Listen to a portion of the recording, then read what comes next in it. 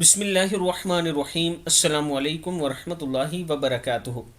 عابد راجہ channel کی طرف سے آج میں اپنے دوستوں کو بتاؤں گا کہ اللہ کے ہاں مقبولیت کیسے ملتی ہے۔ تو شروع کرتے ہیں۔ بسم اللہ الرحمن الرحیم۔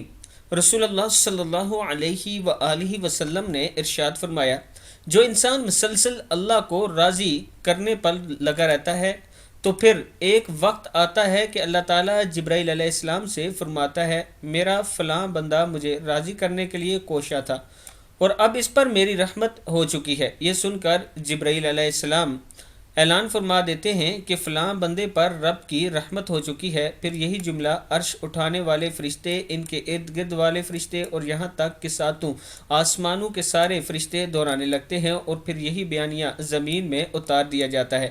مسند احمد کی حدیث ہے۔